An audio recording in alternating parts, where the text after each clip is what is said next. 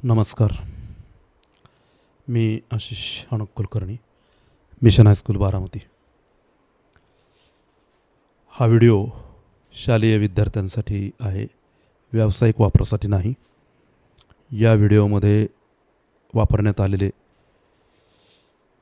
जी पाठ्यपुस्तकातली चित्र आहेत त्यांचं सौजन्य महाराष्ट्र राज्य पाठ्यपुस्तक निर्मिती आणि अभ्यासक्रम संशोधन मंडळ पुणे यांचे आहे. आज आपण इयत्ता 10वी विषय विज्ञान आणि तंत्रज्ञान भाग 2 यातील प्रकरण क्रमांक 1 अनुवंशिकता व उत्क्रांती या प्रकरणाला सुरुवात करणार आहोत. विद्यार्थी मित्रांनो, या प्रकरणामध्ये आपण काय काय शिकणार आहोत त्याची यादी या ठिकाणी दिलेली आहे. अनुवंशिकता व अनुवंशिक बदल, प्रतिलेखन, भाषांतरण व स्थानांतरण, उत्क्रांती, उत्क्रांती पुरावे, डार्विनचा नैसर्गिक निवडीचा सिद्धांत, लॅमार्क वाद, जाती उद्भव आणि मानवी उत्क्रांती हे मुद्दे आपल्याला या धड्यामध्ये आपल्याला शिकायचे आहेत. त्यातील आज आपण अनुवंशिकता व अनुवंशिक बदल या भागाबद्दल पाहणार आहोत. तर मित्रांनो, थोडे आठवा. सजीवांच्या पेशी केंद्रकातील अनुवंशिक गुणधर्म वाहून नेणारा घटक कोणता? काय प्रश्न विचारला आहे बघा. सजीवांच्या पेशी केंद्रकातील किंवा पेशी केंद्रातील अनुवंशिक गुणधर्म वाहून नेणारा घटक कोणता? तर विद्यार्थी मित्रांनो, आपण मागील वर्षी देखील त्याचा अभ्यास केलेला आहे.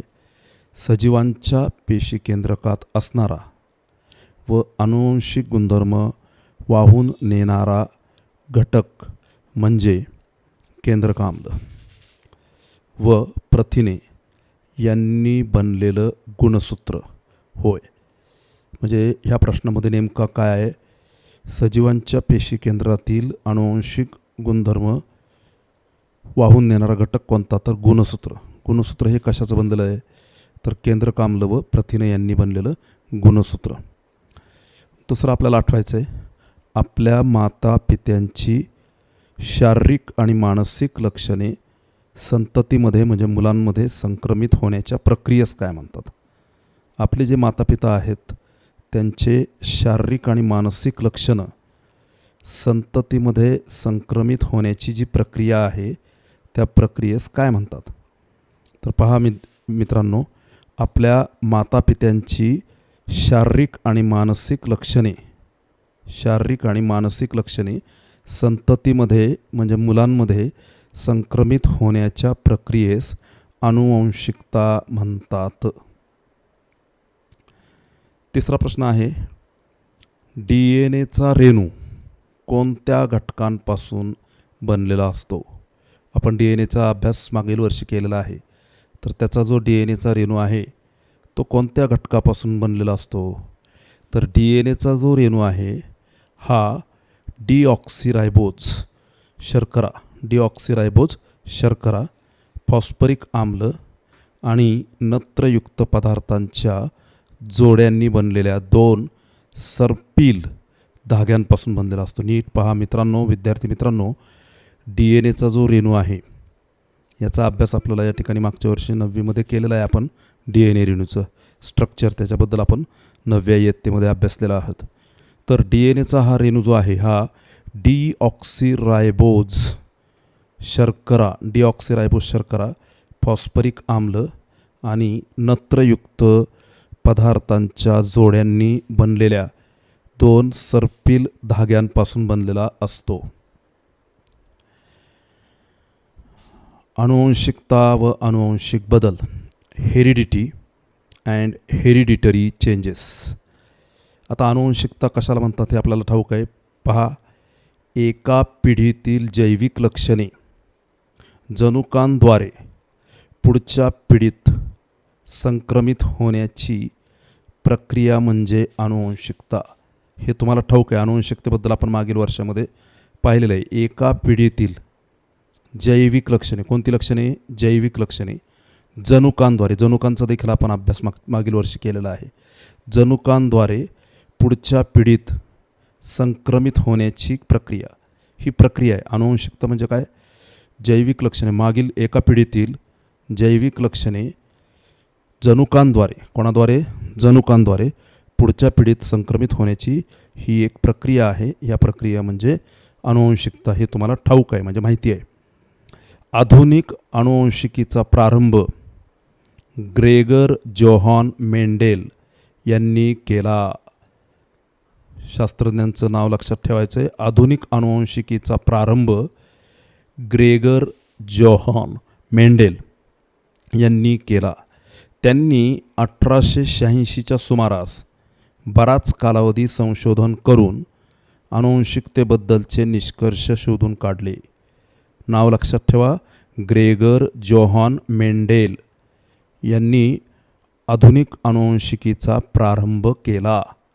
त्यांनी 1886च्या सुमारास बराच कालावधी संशोधन करून आनुवंशिकतेबद्दलचे निष्कर्ष शोधून काढले.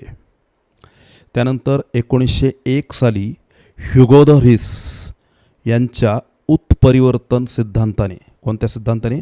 उत्परिवर्तन, अचानक होणारा बदल. उत्परिवर्तन सिद्धांताने अचानक घडणाऱ्या बदलामागील कार्यकारण भाव समजला. यातूनच 1902 साली वॉल्टर सटन यांनी नाकतोड्याच्या पेशीमध्ये गुणसूत्रे जोड्याच्या स्वरूपात पाहिली. तोपर्यंत हे कोणालाही माहीत नव्हतं. 1902 साली वॉल्टर सटन याने नाकतोड्याच्या पेशीमध्ये गुणसूत्रे जोड्यांच्या स्वरूपात पाहिली. तोपर्यंत हे कोणालाही माहीत नव्हतं. जनुकांचं वहन गुणसूत्रांमार्फत होतं. जनुकांचं वहन गुणसूत्रांमार्फत होतं हे सिद्ध झाल्यामुळे आनुवंशिक सामग्री ओळखण्याच्या दिशेने संशोधन सुरू झालं. संशोधन कसं सुरू झालं? जनुकांचं जे वहन आहे गुणसूत्रांमार्फत होतं हे सिद्ध झाल्यामुळे आनुवंशिक सामग्री ओळखण्याच्या दिशेने संशोधन सुरू झालं.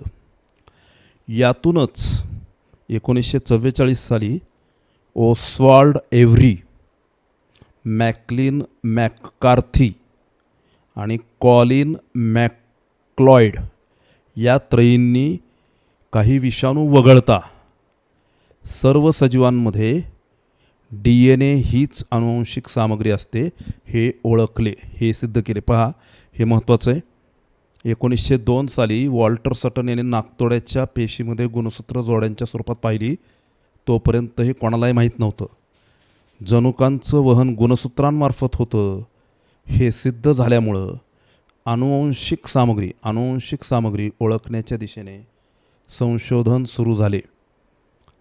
यातूनच 1944 साली ओस्वाल्ड एव्हरी, मॅकलिन मॅककार्थी आणि कॉलिन मॅकक्लॉइड या त्रयींनी म्हणजे तिघांनी काही विषाणू वगळता सर्व सजीवांमध्ये, विषाणू वगळता सर्व सजीवांमध्ये DNA हीच आनुवंशिक सामग्री असते हे सिद्ध केले.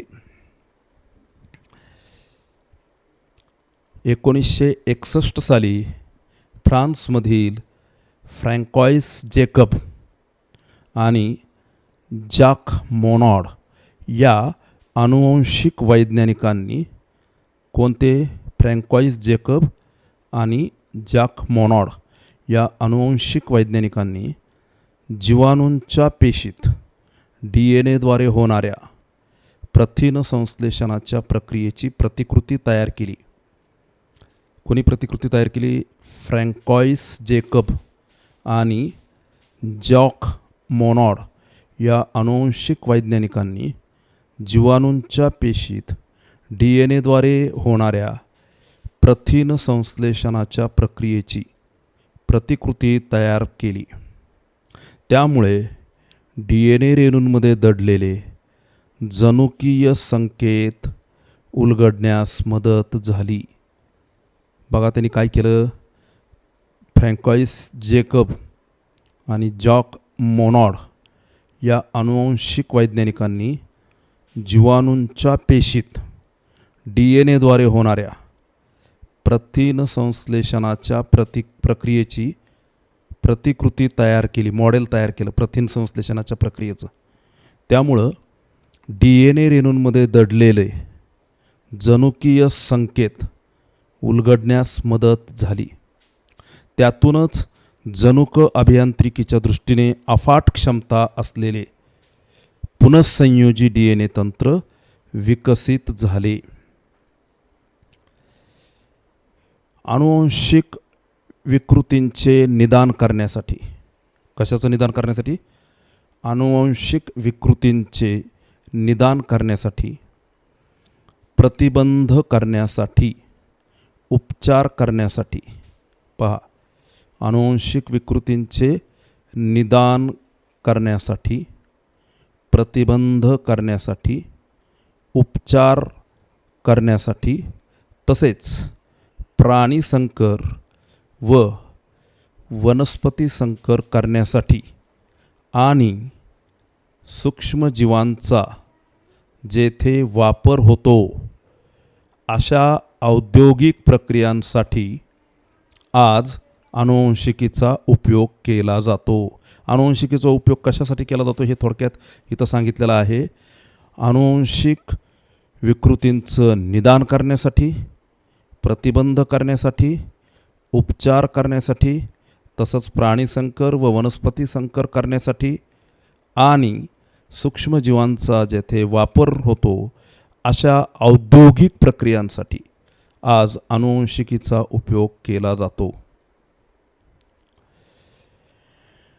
बघा, डी एन ए व आर एन एच्या प्रकारांच्या आकृत्या काढावा, माहिती सांगा, असा पुस्तकात प्रश्न आहे. मागील वर्षी 9व्या इयत्तेमध्ये आपण डी एन एची रचना अभ्यासलेली आहे. ही आकृती अतिशय महत्त्वाची आहे. ही आकृती समजून घ्यायची आहे. मागील वर्षाचं जे पुस्तक आहे, पाठ्यपुस्तक 9वीचं विज्ञान आणि तंत्रज्ञान, याच्यामध्ये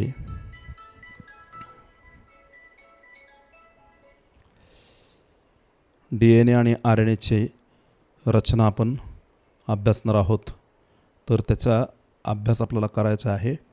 नायट्रोजनयुक्त पदार्थांची जोडी, त्याचा आपल्याला पुढं याचा अभ्यास करायचा आहे. ॲडिनिन, थायमिन, ग्वानिन, सायटोसिन, शर्करा फॉस्फरिक आम्ल यापासून तयार झालेला कणा.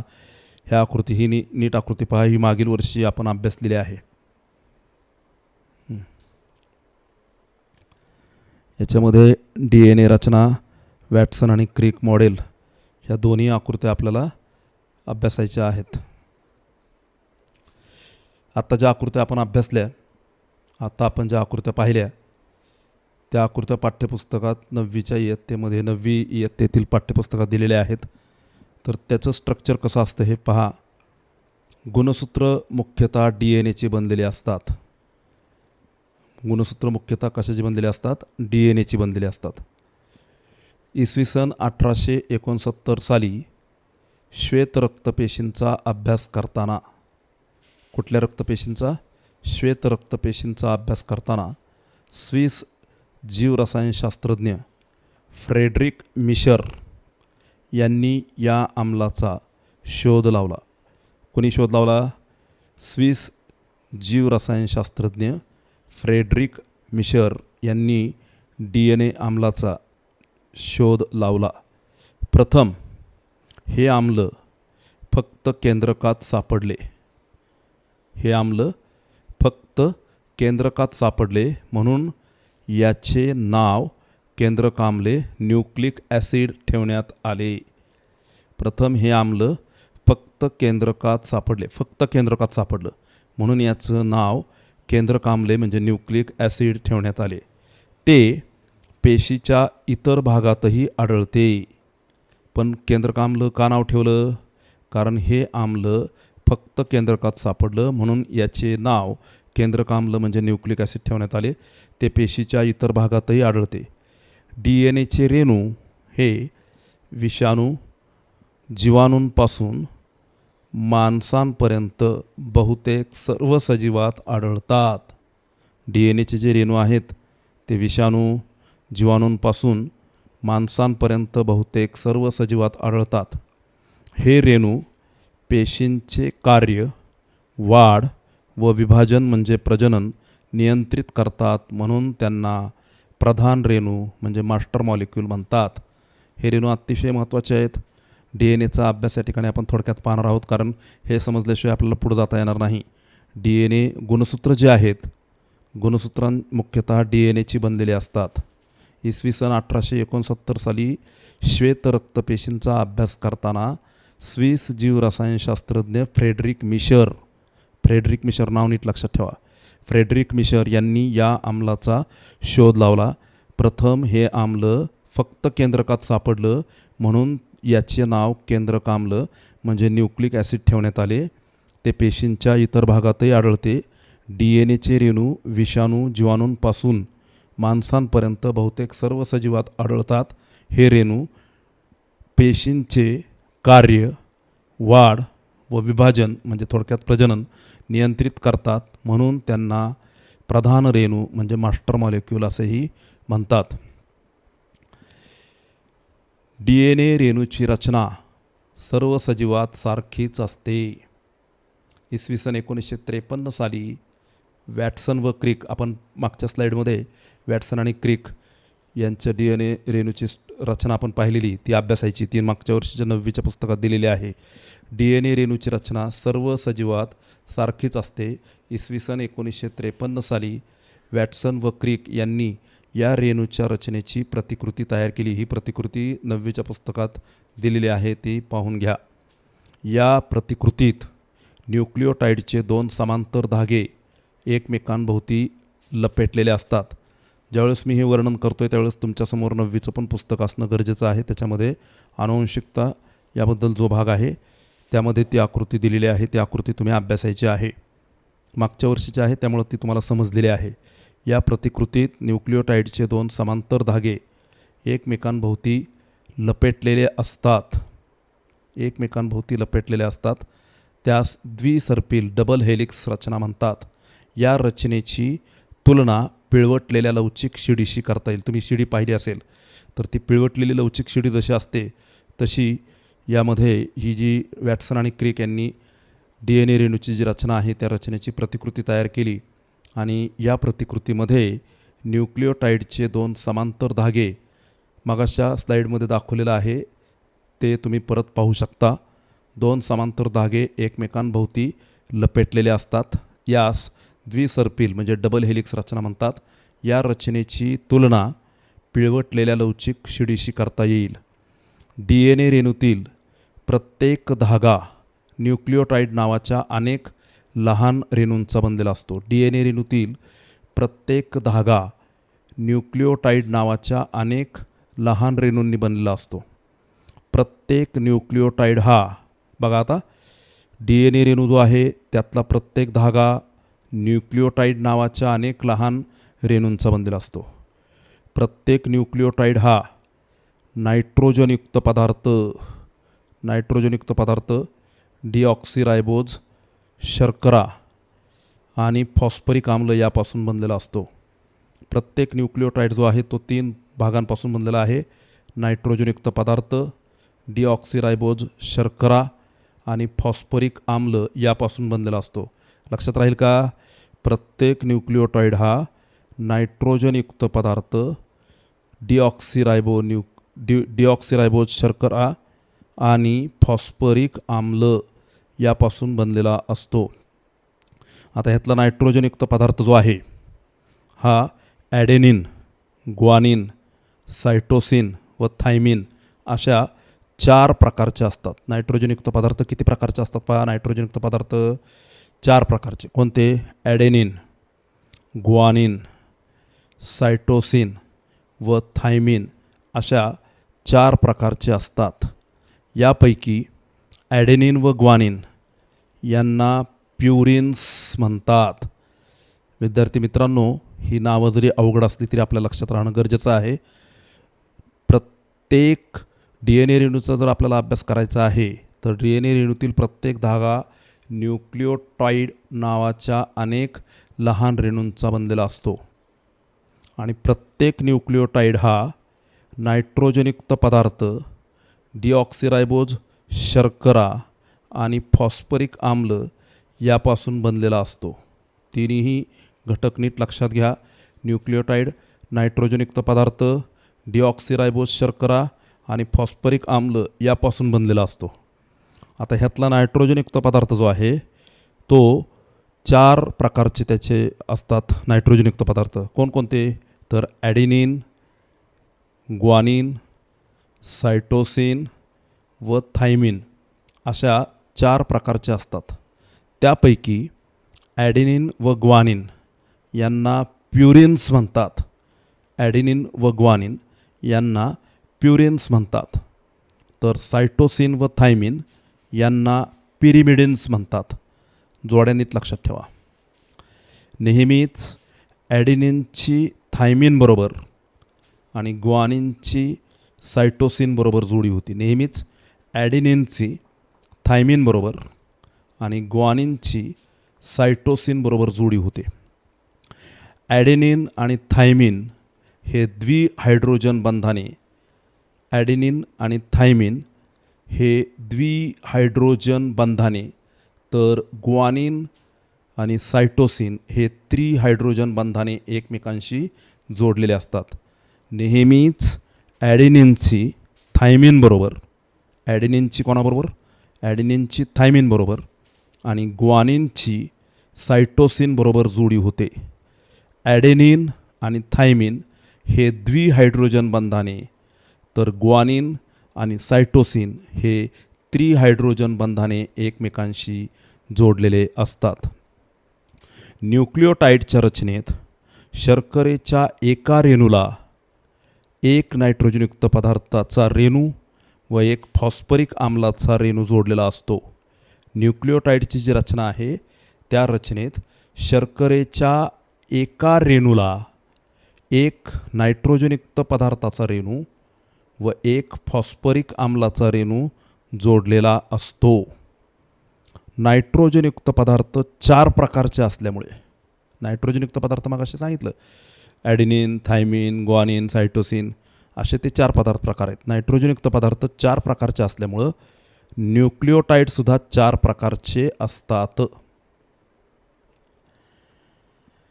डी एन एच्या रेणूमध्ये न्यूक्लियोटाइडची रचना साखळीसारखी असते. डी एन एच्या रेणूमध्ये न्यूक्लियोटाइडची रचना साखळीसारखी असते.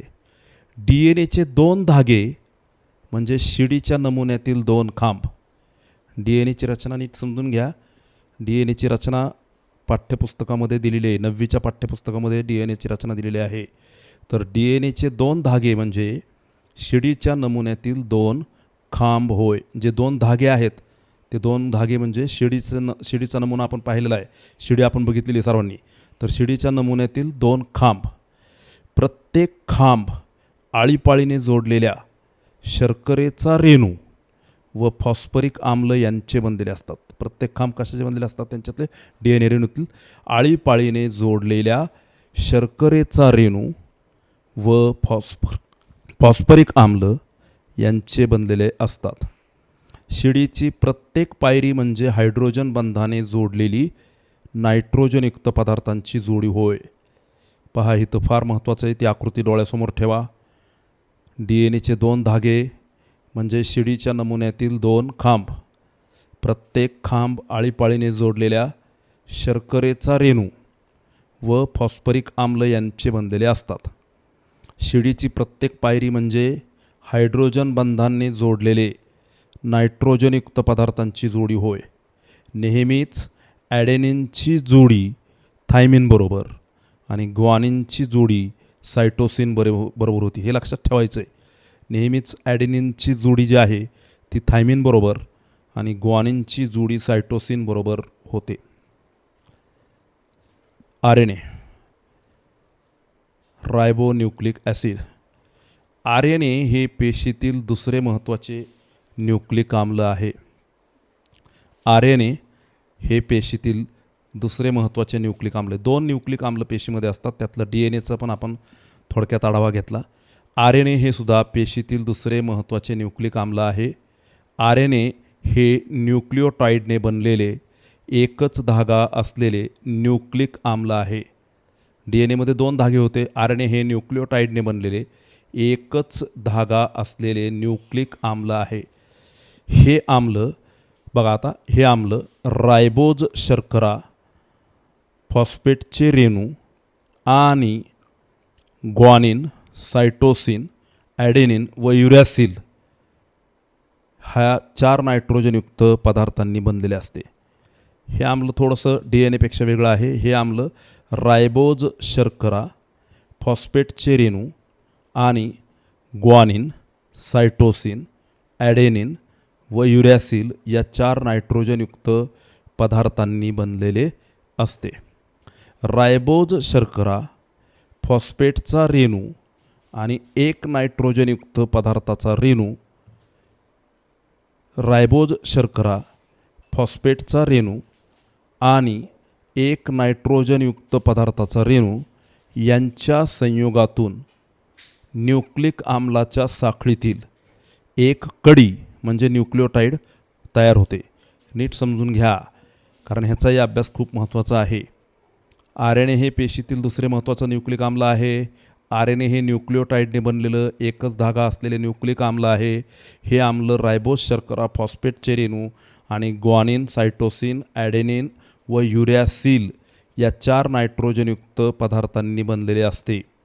रायबोज शर्करा, फॉस्फेटचा रेणू आणि 1 नायट्रोजनयुक्त पदार्थाचा रेणू यांच्या संयोगातून न्यूक्लिक आम्लाच्या साखळीतील एक कडी म्हणजे न्यूक्लिओटाईड तयार होते. अशा अनेक कड्यांच्या जोडणीतून RNAचा महारेणू तयार होतो. अनेक कड्या एकत्र येतात, त्या अनेक कड्यांच्या जोडणीतून RNAचा महारेणू तयार होतो. त्यांच्या कार्यप्रणालीनुसार त्याचे 3 प्रकार आहेत. RNAचे 3 प्रकार आहेत. लक्षात घ्या, हे प्रकरण जर नीट समजून घ्यायचं असेल तर हे जे मी आत्ता सांगतो हे महत्त्वाचं आहे, हे समजून घ्यायचं आहे. RNAच्या अशा अनेक कड्यांच्या जोडणीतून RNAचा महारेणू तयार होतो आणि त्यांच्या कार्यप्रणालीनुसार त्याचे 3 प्रकार, RNAच्या रेणूचे 3 प्रकार आहेत. रायबोझोमल RNA, rRNA, सुरुवातीला स्मॉल r लिहिलेला आहे आणि नंतर कॅपिटलमध्ये RNA लिहिलेलं आहे. rRNA, रायबोझोमल RNA. रायबोझोम या पेशी अंगकाचा घटक असलेला RNAचा हा रेणू होय. रायबोझोम या पेशी अंगकाचा घटक असलेला RNAचा हा रेणू होय. रायबोझोम प्रथिन, रायबोझोम प्रथिन संश्लेषणाचं काम करतात. रायबोझोम जे आहेत हे पेशी अंगक आहे आणि प्रथिन संश्लेषण करणं म्हणजे निर्माण करणं, प्रथिन संश्लेषणाचं काम करतात. पहा, या ठिकाणी आपल्याला rRNAची आकृती या ठिकाणी दिसत आहे. ही आकृती आपल्याला महत्त्वाची आहे. rRNA. दुसरा प्रकार आहे messenger RNA, mRNA. Messenger RNA हा पेशी केंद्रामध्ये असलेला जनुकांमधील, पेशी केंद्रकामध्ये जनुका असतात, त्या जनुकांमधील अर्थात DNAच्या रेणुखंडावरील प्रथिनांच्या निर्मितीविषयीचा संदेश पेशी द्रवातील रायबोझोमपर्यंत पोचवतो. काय काम आहे ह्याचं मेसेंजरचं?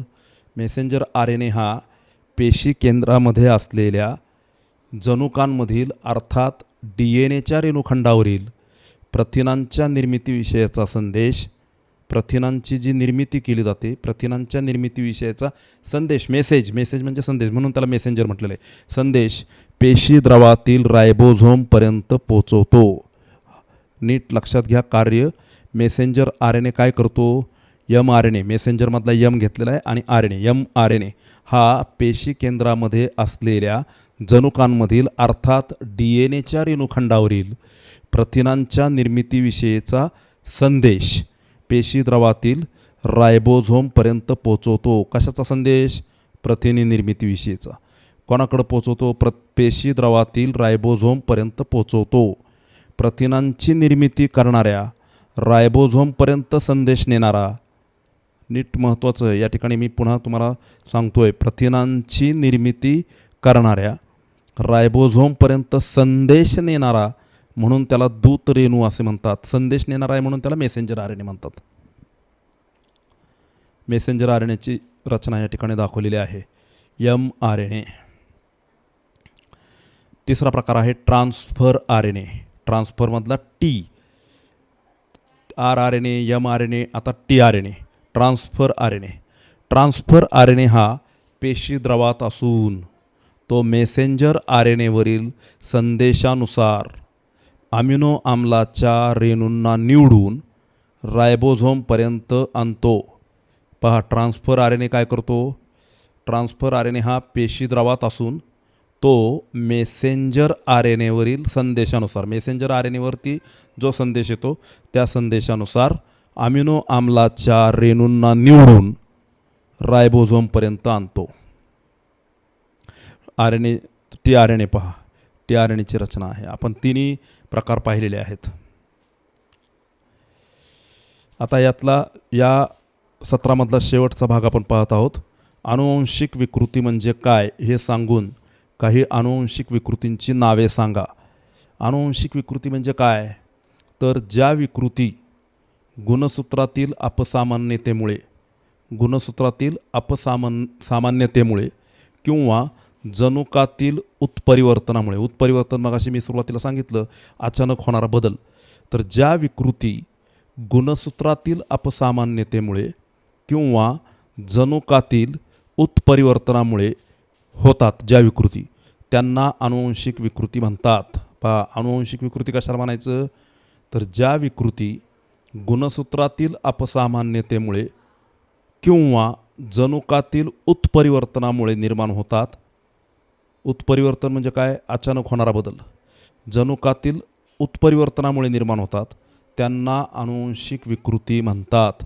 या विकृती पुढील कारणांनी निर्माण होतात. पहा विद्यार्थी मित्रांनो, ह्या ज्या अनुवांशिक विकृती आहेत त्या कोणकोणत्या कारणांनी होतात ती कारणं या ठिकाणी दिलेली आहेत. पहिलं कारण आहे गुणसूत्रांच्या संख्येत बदल, आधिक्य किंवा कमतरता. आधिक्य म्हणजे जास्त असणे, कमतरता म्हणजे कमी. म्हणजे गुणसूत्रांच्या संख्येत कधीकधी बदल होतो, कधीकधी गुणसूत्रांची संख्या वाढते, कधीकधी गुणसूत्रांची संख्या कमी होऊ शकते, त्याच्यामुळं अनुवांशिक विकृती होऊ शकते. दुसरं, गुणसूत्राच्या एखाद्या भागाचा लोप झाल्यामुळं सुद्धा अनुवांशिक विकृती निर्माण होऊ शकते. हे लक्षात ठेवायचे, गुणसूत्राच्या एखाद्या भागाचा लोप. तिसरं कारण आहे गुणसूत्राच्या स्थानांतरण. चौथं, अचानक उत्परिवर्तन होणं, एकापेक्षा जास्त जनुकात बदल होणं. 5 कारणं या ठिकाणी दिलेली आहेत अनुवांशिक विकृती निर्माण होण्याची. ते नीट लक्षात घ्या. गुणसूत्रांच्या संख्येत बदल झाला, अधिक किंवा कमतरता, गुणसूत्रांच्या एखाद्या भागाचा लोप, गुणसूत्रांचं स्थानांतरण, अचानक उत्परिवर्तन होणं, एकापेक्षा जास्त जनुकात बदल. गुणसूत्रांच्या संख्येत बदल होऊन तयार झालेल्या विकृती कोणकोणत्या आहेत त्याची नावं, त्या विकृतींची नावं इथं दिलेली, ती वाचतोय मी, फक्त लक्षात ठेवायची. डाऊन सिंड्रोम, टर्नर सिंड्रोम आणि क्लाइनफेल्टर्स सिंड्रोम. गुणसूत्रांच्या संख्येत बदल होऊन तयार झालेल्या ज्या अनुवांशिक विकृती आहेत त्या 3 आहेत: Down syndrome, Turner syndrome, Klinefelter's syndrome. दुसरा आहे उत्परिवर्तन होऊन तयार होणाऱ्या एकजनुकीय विकृती. उत्परिवर्तन, अचानक झालेला बदल, त्याने तयार झालेल्या एकजनुकीय विकृती कोणत्या आहेत ती नावं लक्षात ठेवायची. हचिन्सन्स रोग, टेसॅक्स रोग, गॅलॅक्टोसेमिया, फेनिलकिटोमेह, सिकल सेल ॲनेमिया म्हणजे दात्रपेशी पांडुरोग, सिस्टिक फायब्रोसिस म्हणजे पुटी तंतुभवन, अल्बिनिझम म्हणजे वर्णक्षीणता, हिमोफिलिया, रातांधळेपणा. हे उत्परिवर्तन होऊन तयार होणाऱ्या एकजनुकीय विकृतींची नावं आहेत. एकाच वेळी एकापेक्षा जास्त जनुकांमध्ये बदल घडून आल्यामुळं, एकाच वेळी एकापेक्षा जास्त जनुकांमध्ये बदल घडून आल्यामुळं दुभंगलेले ओठ, दुभंगलेली टाळू, जठराचे संकोचन, पाठीच्या कण्यातील दोष, मधुमेह, रक्तदाब, हृदयविकार, दमा, अतिस्थूलता या बहुघटकीय विकृती.